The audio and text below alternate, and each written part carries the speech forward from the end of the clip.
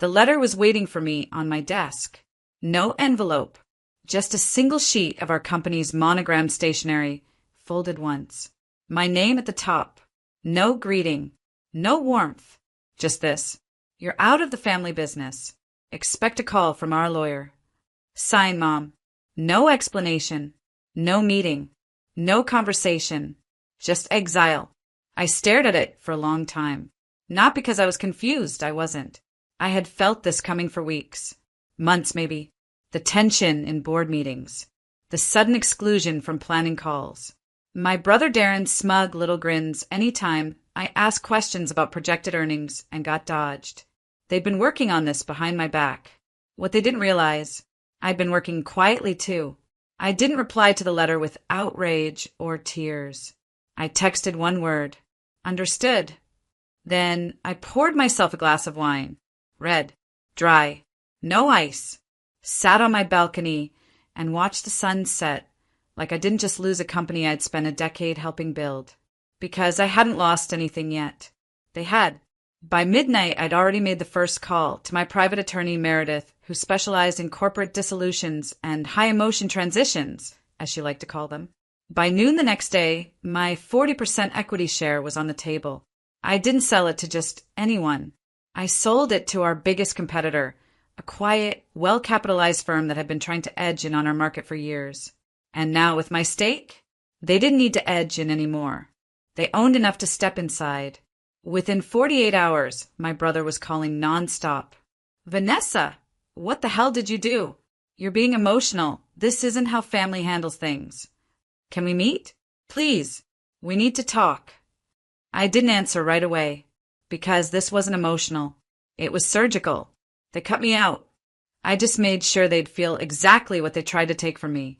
And what my mother didn't know, what none of them did, was that I had receipts, notes, recordings, and my own version of how this company was really built. And now that I had nothing left to protect, I wasn't just walking away. I was walking through them. The company was supposed to be our legacy. It started in my mother's garage, one sewing machine, a few fabric samples, and a dream of building something for the family, by the family. That's what she always said. But dreams are easy when someone else does the groundwork. I was the groundwork. While Darren was partying his way through college and Mom was pitching investors over wine tastings, I was the one pulling all-nighters, managing spreadsheets, packaging orders, building our first e-commerce site from scratch when we couldn't afford a real developer. I didn't complain. I believed in the vision. In her. I was 24 when I gave up a full-time job offer at a Fortune 500 firm to stay on and help grow the family business. She said it would all be worth it. She said, someday this will all be yours. And for a while, it felt like it might be. We hit 6 figures in year 3, opened a fulfillment center by year 5. I negotiated contracts, optimized the supply chain, and designed the pricing model that finally made us profitable. My name wasn't on the front, but my fingerprints were on everything. Then Darren rejoined the company. After bouncing through jobs for most of his 20s, he suddenly wanted in. Mom welcomed him like a prodigal son returning from war. I was told to train him on operations. I did, quietly, thoroughly, even when he started calling himself co-CEO. Even when he interrupted me in board meetings with jokes about how I was the calculator and he was the big picture. Mom laughed every time. I started noticing changes. Client meetings I wasn't invited to. Expenses I never signed off on. A growing distance in Mom's tone when she spoke to me. Colder clipped. Still I stayed. Because loyalty doesn't vanish overnight. And I thought if I just worked harder, they'd remember who got them there. Then came the letter. Folded. Final. Formal. No thanks. No warning. Just you're out. That's when I realized they didn't just want me gone. They wanted my silence. Because if I was out, they thought they could control the story. They forgot the most important part. I owned 40% of the truth. And now that I had nothing left to lose, I wasn't going to whisper anymore. It's funny how obvious things look in hindsight. Now that the mask had dropped, I could trace the betrayal like a dotted line. Clear, direct, deliberate. It started with the meeting I wasn't invited to. At the time, it was brushed off. Oh, it was just a quick lunch with investors. Darren said it like it was nothing, but I handled our investor communications. Always had. There was no reason I should have been left out, unless there was something they didn't want me to hear. Then came the updated branding rollout. Darren brought it to the board, all polished slides and buzzwords he barely understood. I remember flipping through the presentation and seeing something strange. Our founding story had been revised. Gone was any mention of the garage. Gone was any reference to my name. In its place, launched by siblings Darren and Rachel Evans under the guidance of their mother, Carol. Rachel? My cousin, who worked with us for 3 months before quitting to sell essential oils online. I called them out. Darren laughed and said, "Relax, Vanessa. It's just marketing." Mom didn't say a word. That was when I knew something had shifted. More signs followed, small ones, but they added up. I was asked to focus more on back-end strategy and stay out of client presentations. Mom started calling Darren our key executive. New hires began reporting directly to him, even when their departments were under mine. Still, I kept quiet, because silence, I believed, meant strength, because I thought loyalty was louder than ambition. But the final straw? It wasn't the letter. It was what came after. 2 days before the letter landed on my desk, I caught wind of a rumor from one of our suppliers. He called me to confirm something he'd heard from the new CEO. New CEO. That's what Darren was calling himself. Before I was even out. He'd already changed his LinkedIn bio. They'd planned it all. Carefully. Quietly. I was the last to know. And they expected me to go quietly. Sell my shares to them. Disappear. Maybe cry in the bathroom a few times. Then move on. What they didn't expect was that I had been preparing too. While they were plotting my exit, I had been securing my independence. Creating a side portfolio. Building connections with firms who valued experience over ego. I hadn't planned to leave, but I had planned for what if. And when the what if arrived, I didn't panic. I pivoted, because they didn't just underestimate me. They trained me. Every late night, every crisis, every deal I had to clean up. They shaped me into the one person they couldn't afford to turn into an enemy. And now, it was too late to take it back. I didn't call my mother. I didn't respond to Darren's 3-line email asking if we could be adults about this. Instead, I called Meredith, my attorney. Meredith doesn't do small talk. She doesn't blink twice at words like disinherit, hostile takeover, or sham mediation. She once negotiated a settlement so brutal, the opposing firm dissolved within the year. "How aggressive do you want to be?" she asked, skipping hello. "Surgical," I said. "I want to be done before they even realize what I'm doing." She paused. "Good, because the way they removed you, that wasn't impulsive. It was a plan, so we'll give them one of our own." We started with my shares. I owned 40%, a combination of vested equity, founders' compensation, and reinvested dividends. They'd always assumed I'd sell back to the company or transfer my ownership to Darren under some peaceful family clause. That clause didn't exist, because I'd written the original bylaws, and there were no restrictions on who I could sell to. So I made a list of the company's top 3 competitors, all of whom had tried to buy us out in the past. I scheduled calls. I didn't pitch my shares like a desperation sale. I pitched them like a gift-wrapped opportunity. One firm responded immediately. They'd been watching our growth for years, and they knew exactly what 40% in the right hands could do, especially when it came with insider knowledge, detailed documentation, and a disgruntled founder with a full legal blessing. We closed in 36 hours. Cash offer. Full valuation. No questions asked. And with that, I no longer worked for the company. But I had real control. Then came phase 2. I didn't post about the sale. Didn't gloat. Didn't breathe a word. But I did send one email. To our top-tier supplier, the one Darren had barely maintained. To our lead logistics partner, whose contract I personally negotiated. To the CFO Darren ignored because she didn't understand vision. It was short. Just a heads up. There will be changes coming. Please review the new ownership filings. I'd advise not signing anything until you do. That was it. No threats. No gossip. Just facts and a polite warning. Meredith took care of the filings. The buyer's legal team filed the paperwork quietly. No press release, just internal disruption. Then I waited. I didn't need fireworks. I just needed pressure. And within 48 hours, I got the first bite. A text from Darren. Vanessa, we need to talk. It's urgent. Translation? He finally realized who he tried to cut out. And I hadn't even opened my real playbook yet. The first call came from Darren. I didn't answer. Then came the second, third, and fourth, all within an hour. Then a voicemail. Vanessa, please, just call me. This wasn't supposed to go this way. Wasn't it? Because from where I stood, it went exactly how they planned. Until I moved first. By day 3, the supplier contracts had started to shift. The new partial ownership stake sold to our competitor had triggered automatic reviews on all vendor agreements. I knew because I'd written those clauses 2 years ago, back when I still believed in protecting the brand. The supplier called me, not Darren.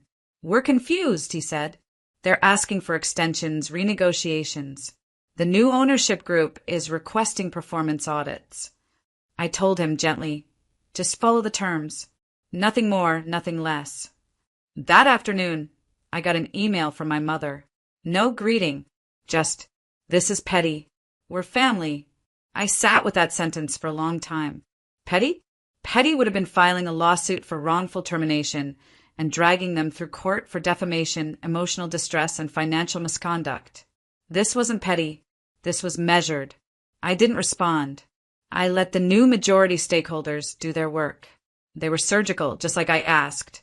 First, they froze expansion projects Darren had pushed through without proper cost modeling. Then they requested financial disclosures that exposed inconsistencies in expense reports. Most of those were small until they weren't. Turns out Darren had been expensing everything from weekend getaways to consulting lunches that were really just bar tabs. They didn't fire him. Not yet. But they did suspend his operational authority and offered him a revised contract with limited decision-making power and a probation clause. He didn't sign it. He called me instead. Vanessa, you don't understand. They're gutting everything. No, I said calmly. They're protecting their investment. You're blowing up our entire legacy. I smiled, the kind that doesn't reach your eyes. No, I'm taking back the part that belonged to me. He was silent. Then he said it, the thing I never thought I'd hear. Okay, what do you want? That was the moment I knew I had him. The same brother who once joked that I was just the operations girl. The one who smirked while signing the letter that ended my place at the company. Now begging, not for reconciliation, but for mercy. And the best part? I wasn't done yet. Collapse doesn't always sound like shattering glass. Sometimes it's a meeting rescheduled 3 times because the new partners no longer trust your judgment. Sometimes it's a vendor quietly pulling out of a deal because they've reevaluated their alignment. And sometimes it's your mother leaving 3 voicemails in one day, none of them angry, just small. Vanessa, we need to talk. I'm trying to fix this. Please call me back. You're still my daughter. That has to count for something. It might have, once. But now, I was past the point where sentiment could be weaponized. I didn't ignore her out of spite. I ignored her because she had made herself irrelevant. I heard from Rachel, too, the cousin whose name they tried to rewrite into the company's founding story. She posted a vague message on LinkedIn. Real success can't be stolen. Real leaders don't panic. #resilience, #grace. A full paragraph of subtweets in disguise. But it didn't matter. Because while they were scrambling for control over optics, the new leadership was focused on results. The investor I sold my stake to had wasted no time. They brought in consultants, not to rebrand, but to investigate. Within a week, every department had been audited. 2 directors resigned. 1 marketing lead was quietly let go after it was revealed they'd been funneling company ad spend into a side project for Darren's podcast. The truth was the business was still viable, healthy even. It just needed different hands. And that was what destroyed them most. Because now the company was succeeding without them. And everyone could see it. Clients noticed. Former partners reached out to me. I had 3 job offers on the table before the end of the month. One was from our biggest supplier, but I wasn't looking for employment. I was looking for clarity, and I had it. One afternoon, Meredith forwarded me a letter, a formal proposal from Darren and Carol. They wanted to buy back my stake at 30% above market value in exchange for a full release of statements I had previously made to the board regarding internal practices. In short, they wanted me gone and quiet. It would have been a win if they had sent it 2 weeks earlier. But now, their offer was worthless because I had already declined the buyback, already committed to the investor, already ensured that they would never have full control again. That night, I poured another glass of wine, red, dry, no ice. I lit a candle, sat by the window, and smiled, because this wasn't just about revenge. It was about relief. Relief from years of second-guessing myself. Relief from being the afterthought in a story I had helped build from day one. Let them scramble. Let them plead. Let them rewrite their version of history all over again. I had already written the ending. I didn't go back. Not to the boardroom. Not to the office. Not even to retrieve my name from their mouths. I had no interest in reclaiming a seat at a table I helped build, only to be told to stand in the hallway. Instead, I built my own. At first, it was just a side idea, a whisper of possibility, a sketch in the margins of a journal I hadn't written in for years. I called it Second Founders, a consulting and legal prep firm for women being pushed out of their own startups. Women like me. Turns out there were a lot of us. Within weeks of announcing the idea, my inbox was full. Co-founders who were iced out by their husbands after the first round of funding. Daughters pushed aside by brothers in family businesses. Quiet women with sharp minds, waiting for someone to tell them they weren't crazy for feeling erased. I told them what I had to learn the hard way. You're not emotional. You're observant. You're not overreacting. You're uncovering. And you're not dramatic. You're dangerous when you stop apologizing. The first workshop sold out. By month 2, I had 5 paying clients and a wait list. I hired a former paralegal, then a part-time strategist. I got featured in a small business newsletter. The headline read, "The woman they tried to cut out just built the blueprint for the rest of us." Evan, my ex from years ago, emailed me after that article. "Proud of you. Knew you'd do something powerful." I didn't respond, not because I was bitter, but because I didn't need closure from people who only show up once you've already won.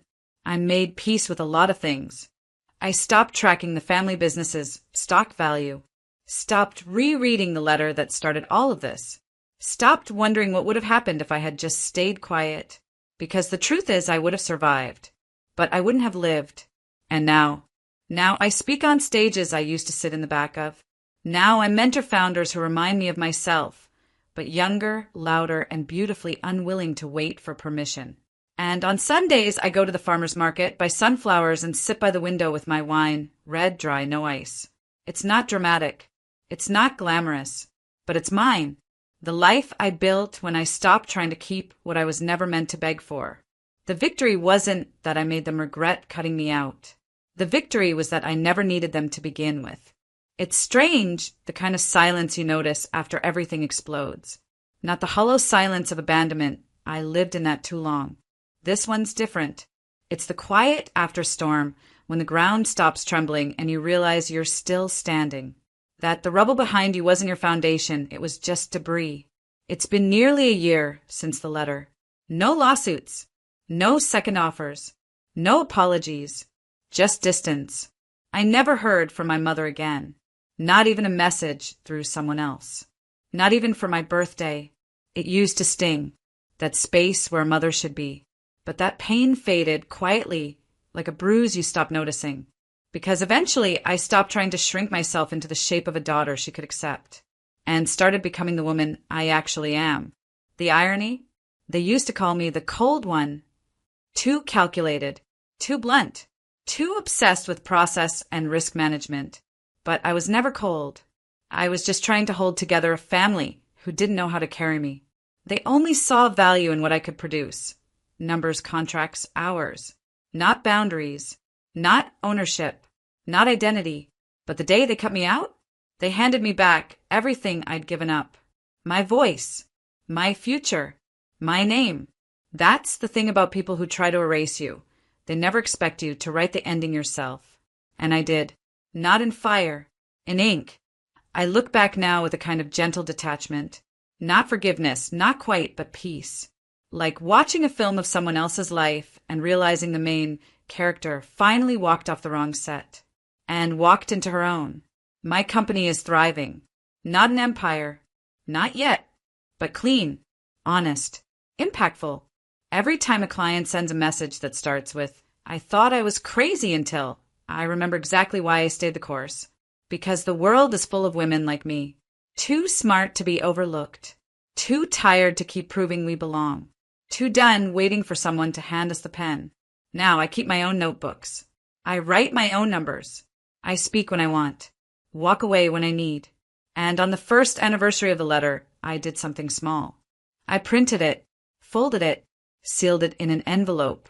Then I wrote one word on the outside. Thank you. Not to send, not to burn, just to remind myself that sometimes the door they slam in your face is the one you never should have walked through in the first place.